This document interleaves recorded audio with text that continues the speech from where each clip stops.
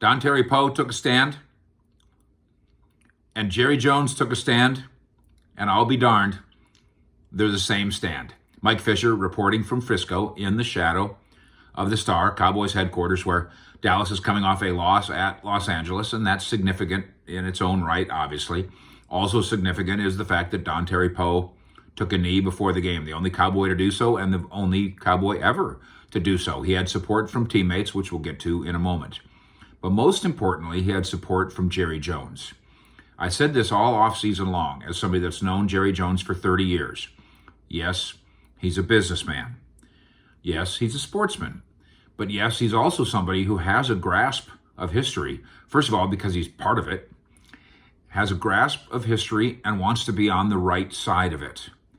And we can have a political argument all day long about what you think of the anthem and the kneeling and the flag and the protests and Colin Kaepernick and the rest. But surely we all agree. Oh, and by the way, you could say that you do agree that we should all have the same civil rights, but that you want it argued and protest in a certain forum. That's okay. You get to feel that way.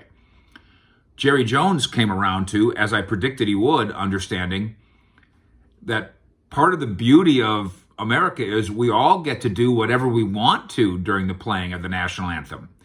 You want to go get popcorn. You want to sing. You want to put your hand on your heart. You want to take your hat off. You want to go take a whiz. All the things that all of us do during the playing of the national anthem. All of us. I've been at NFL stadiums now as a professional journalist for 40 years, and I've seen it all, and I accept it all. That's how it works. That's how it's supposed to work, and it's okay that it works that way.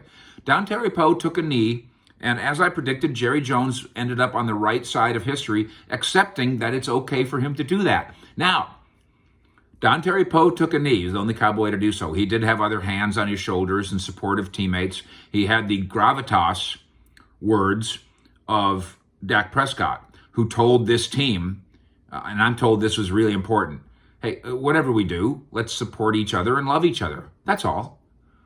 What a simple message, and what a stroke of genius by Dak. How do you argue with that? Just everybody do what you think is right, and we'll all support it, and we'll all love each other. So easy. That's all Dontari Poe did. His message is important to him, and important to millions and millions and millions of others. And the world didn't crumble because he took a knee.